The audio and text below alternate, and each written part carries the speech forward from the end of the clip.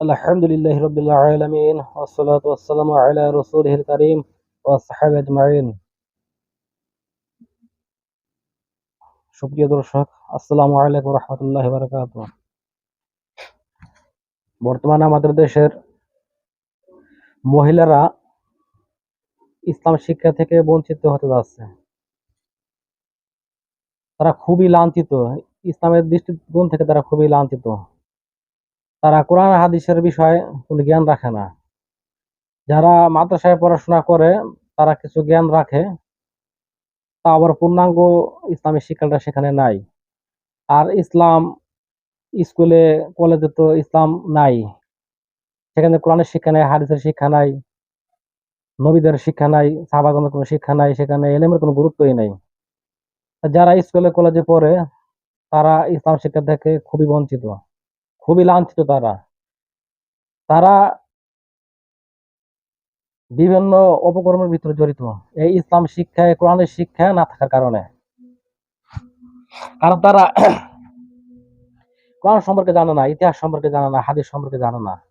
তাহলে তারা কিভাবে ভালো হবে, কিভাবে তাদের চরিত্র ভালো হবে, তারা তাদের ইমান হেফাজত করবে কিভাবে? তাদের ইমান হেফাজতের কোনো সিস্টেমই নাই। কারণ তারা সবকিছু থেকে বঞ্চিত। তারা ইসলাম থেকে বঞ্চিত, কোরআন শিক্ষা থেকে বঞ্চিত, তারা মসজিদের খুতবা থেকে বঞ্চিত, তারা ওয়াজ থেকে বঞ্চিত, তালিম থেকে বঞ্চিত। বর্তমানে সমাজে যে মক্তব ছিল সেই মক্তব্য নাই, খুবই অবহেলিত তারা। তাহলে কি কলেজের স্কুলের ছেলেমেয়েরা, মেয়েরা, মহিলারা কি তারা কি ইসলাম শিখবে না, কোরআন শিখবে না?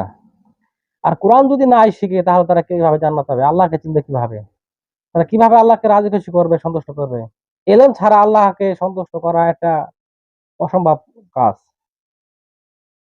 কারণ যাদের এলেম আছে, কোরআনের শিক্ষা যাদের আছে, তারাই আল্লাহকে ভয় করে, তারাই আল্লাহর হক আদায় করে, তারাই আল্লাহর গোলামি করে, তারাই শিরক বিদআত থেকে নিজের ইমানকে হেফাজত করে। বর্তমানে 99% মহিলারা শিরকের সাথে জড়িত, বিদআতের সাথে জড়িত। তারা ভালোভাবে বুঝে না শিরক কি, তারা ভালোভাবে বুঝে না কি কি কাজ তাদের উপর ফরজ। খুবই লাঞ্ছিত তারা ইসলাম শিক্ষা থেকে। তারা যখন বাজারে যায়, মার্কেটে যায়, রাস্তাঘাটে বের হয় প্রয়োজনীয় কারণে, তখন নামাজের আজান দিলে তারা নামাজ পড়তে পারে না। কারণ বর্তমানে দেশের মসজিদ গুলোতেও মহিলাদের জন্য নামাজের কোনো ব্যবস্থা নাই। তারা যখন মার্কেটে রাস্তাঘাটে থাকবে, পুরুষ ঠিকই নামাজ পড়বে। একজন পুরুষ যখন তার স্ত্রীকে নিয়ে বা মেয়েকে নিয়ে রাস্তাঘাটে বের হয়, আজান দিলে তিনি মসজিদ দিয়ে নামাজ পড়ে। আর এই মহিলা তখন নামাজ পড়তে পারে না, তিনি দাঁড়ায় থাকে। তার প্রতি কি নামাজ ফরজ ছিল না? সে নামাজ পড়বে কিভাবে? তার তো ওয়াক্ত শেষ হয়ে যাবে, মাগরিবের ওয়াক্ত তো সময় নাই। আজান দিলে পুরুষ নামাজ পড়ে, সে যায়, তার নামাজ আর পড়া হয় না। তাহলে কি তার এই নামাজের জন্য জবাবদিহি করতে হবে না? সে তো ফরজ তরফ করলো।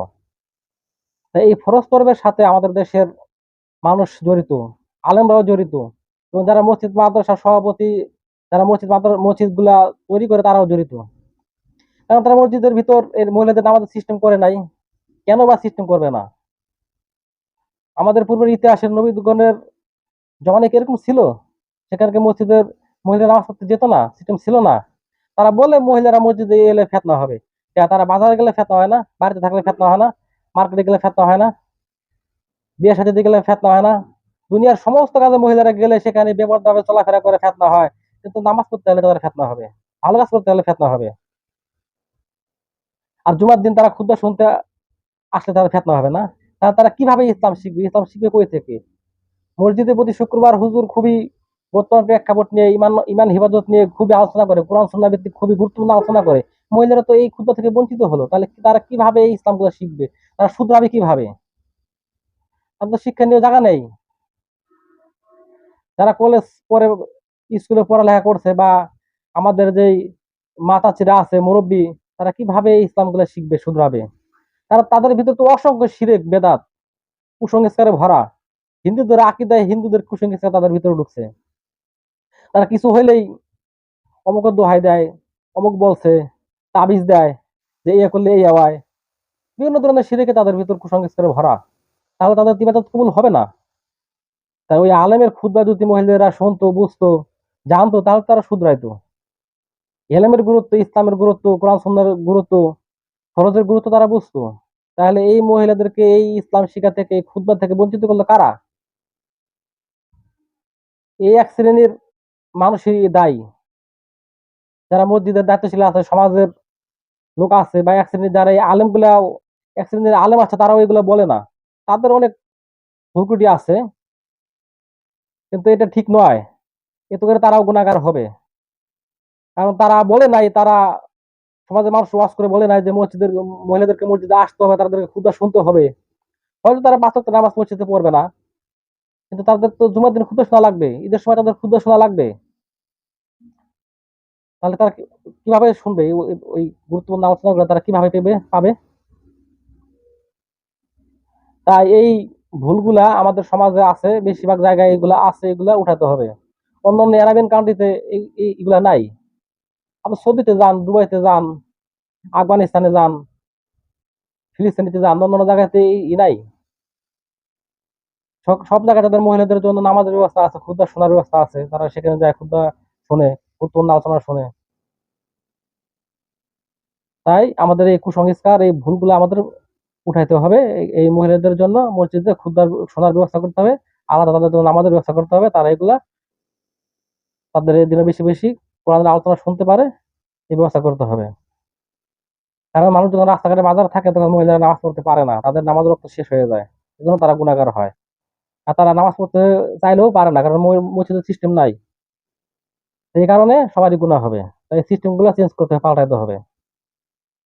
আর মহিলারা যেন, বয়স্ক মহিলারা যেন, যারা কলেজ ভার্সিটিতে পড়ে, তারা যেন ইসলাম শিখতে পারে, কোরআন শিখতে পারে, বুঝতে পারে, এই জন্য সিস্টেম মসজিদে মসজিদে চালু করতে হবে। এগুলা এগুলা বেশি বেশি তালিমের চালু করতে হবে। আর যারা স্কুলে পড়ে, মাদ্রাসায় পড়ালেখা করে না, তাদের জন্য মসজিদে মুক্ত চালু করতে হবে, প্রতিটা মসজিদে মুক্ত চালু করতে হবে। মসজিদে যদি মুক্ত না থাকে, তাহলে বাচ্চারা স্কুলে যারা পড়ে তারা কিভাবে শিখবে এগুলা? বেশি বেশি কোরআন শিক্ষা, তালিম, এগুলা চালু করতে হবে, তা না হলে মসজিদের হক পরিপূর্ণভাবে আদায় হয় না। তাই ভাই সব আমাদের বেশি বেশি ইসলাম শিখতে হবে, ইসলাম সম্পর্কে জানতে হবে। ইসলাম শিক্ষা ছাড়া কোনো বিকল্প নাই। কারণ আপনি আপনার ইমান ধরে রাখতে পারবেন না যদি আপনি কোরআন হাদিসের এলেম না জানেন। আপনি বললেন অমুক বলেছে, আমার বাবা বলেছে, আমার দাদা বলেছে, অমুক হুজুর বলেছে, আপনি তো তাদের প্রতি ইমান আনেন নাই, তাদের সাহায্য সহযোগিতা নেবেন, তাদের উপর নির্ভরশীল হবেন কেন? আপনার কি পরকালে জিজ্ঞাসা করবে যে তুমি এই আমল করো নাই কেন, এই আমল পাইছো কোথায়? তখন যদি বলেন যে অমুক বাবা বলেছিল, অমুক হুজুর বলেছিল, তাহলে তো গ্রহণযোগ্য হবে না। কারণ আপনার কিতাব জানা থাকবে, কোরআন থেকে দলিল লাগবে, হাদিস থেকে দলিল লাগবে। আপনার তো আলামদের প্রতি, বাবার প্রতি, অমুকের প্রতি, অমুক মানুষের প্রতি, অমুক হুজুরের প্রতি ইমান আনেন নাই, আপনি ইমান আনছেন কুতুবি ও রসুলি, কিতাবের প্রতি ইমান আনছেন।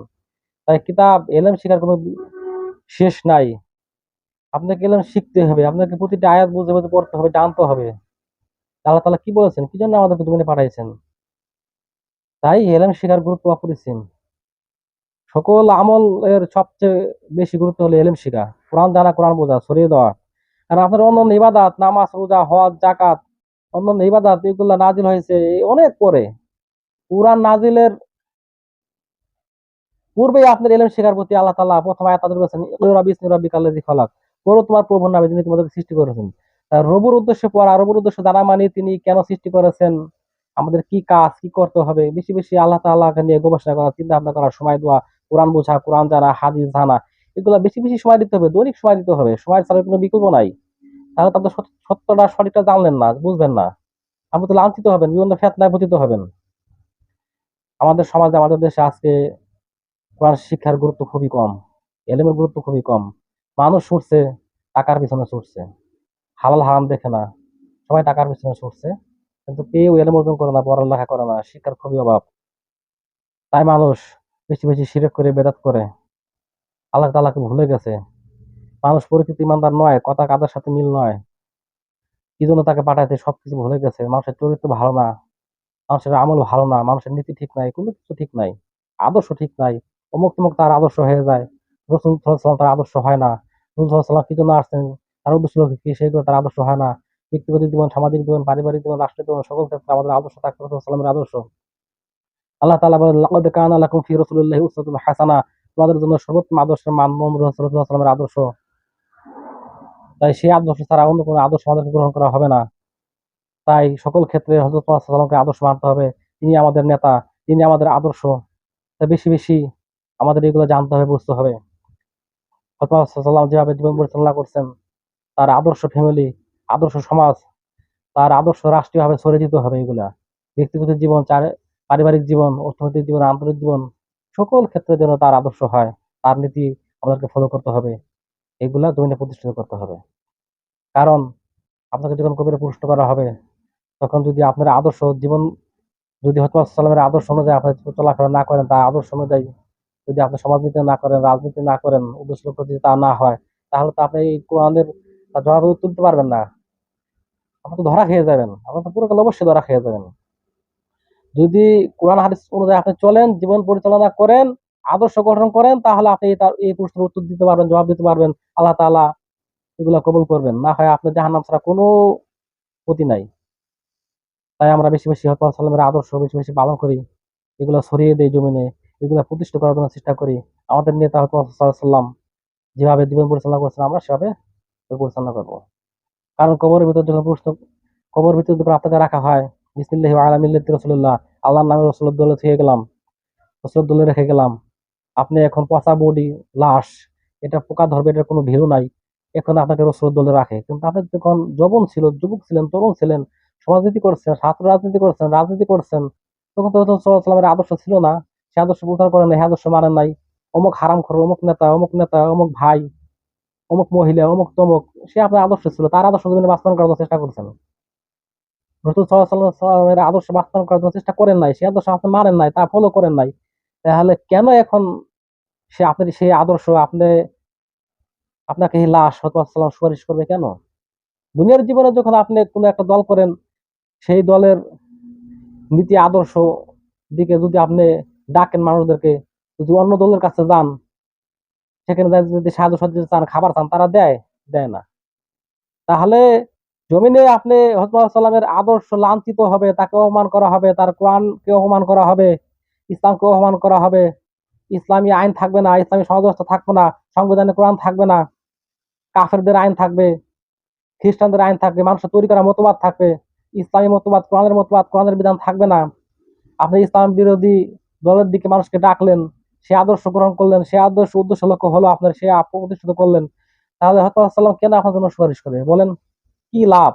আর হযরত মুহাম্মদ সাল্লাম যদি আপনাকে সুপারিশ না করে, আপনার পক্ষে না থাকে, তাহলে তো আপনি জান্নাতে যেতে পারবেন না, আপনি জাহান্নামে যাবেন। আল্লাহ বলেছেন, আল্লাযিনা আমানু ইয়াকুতুলুনা ফি সাবিলিল্লাহ ওয়াল্লাযিনা কাফারু ইয়াকুতুলুনা ফি সাবিলিত তাগুত। যারা ঈমানদার তারা আল্লাহর পথে মানুষদেরকে ডাকে, আল্লাহর পথে সংগ্রাম করে, আল্লাহর পথে সময় দেয়, আল্লাহর আইন জমিনে প্রতিষ্ঠা করার জন্য চেষ্টা করে। যারা ঈমানদার তারা আল্লাহর পথে সময় দেয়, আল্লাহর জমিনে আল্লাহর বিধান প্রতিষ্ঠা করার জন্য চেষ্টা করে। কারণ সৃষ্টিদার, আইন চলে তার। ইনিল হুকমু ইল্লা লিল্লাহ। আল্লাহর হুকুম ছাড়া অন্য কোনো হুকুম মানি না। অন্য কোনো হুকুম প্রতিষ্ঠা আমরা করতে চাই না। হুকুম দেওয়ার মালিক একমাত্র আল্লাহ, সার্বভৌমত্ব ক্ষমতার মালিক একমাত্র আল্লাহ। আর আল্লাযিনা কাফারু ইয়াকুতুলুনা ফি সাবিলিত তাগুত, আর যারা কাফের তারা তগুতের পথের দিক ডাকে, মানুষের তৈরি করা নিয়ম নীতি, সমাজনীতি, মানুষের তৈরি করা আইন, মানুষের তৈরি করা মতবাদ, এর দিকে মানুষের ডাকে। তাই আল্লাহর কোরআন বাদ দিয়া, কোরআনের সমাজ বাদ দিয়া, কোরআনের সংবিধান বাদ দিয়ে আপনি অন্য মত, অন্য দল, অন্য আদর্শের দিকে যদি আপনি ডাকেন, তাহলে আল্লাহ তাআলা আপনাকে স্পষ্ট ঘোষণা করছে তারা কাফের। আল্লাহ তাআলা অন্য জায়গায় বলছেন, আমাল্লাম ইয়াহকুম বিআনজালাল্লাহু ফাউলাইকা হুমুল কাফিরুন। যারা আল্লাহর দেওয়া বিধান অনুযায়ী দেশ সমাজ রাষ্ট্র পরিচালনা করে তারা কাফের, তারা জালেম, তারা ফাসিক। তাহলে কি আমরা জালেমের কাতারে পড়তে চাই, ফাসিকের কাতারে পড়তে চাই? আমরা আল্লাহর দেওয়া বিধান অনুযায়ী মানুষদেরকে ডাকতে চাই, সেই বিধান জমিনে প্রতিষ্ঠা করতে চাই, সেই বিধান অনুযায়ী জীবন পরিচালনা করতে চাই, সেই বিধান বাস্তবায়ন করতে চাই। এটা আমাদের উদ্দেশ্য, লক্ষ্য, এটাই আমাদের কাজ। যদি আমি আপনার মুসলিম হয়ে থাকি, অবশ্যই আল্লাহ তাআলা যেন আমাদের এই আশাগুলো পূরণ করে, হযরত মুহাম্মদ সাল্লামের সাথে তার দলে থাকা, তার আদর্শ জমিনে বাস্তবায়ন করার কাজ যেন আমরা করতে পারি। সবসময় আমাদের সেই নিয়ত থাকবে, আমাদের ভিতরে ঈমানের চেতনা থাকবে, জিহাদের চেতনা থাকবে।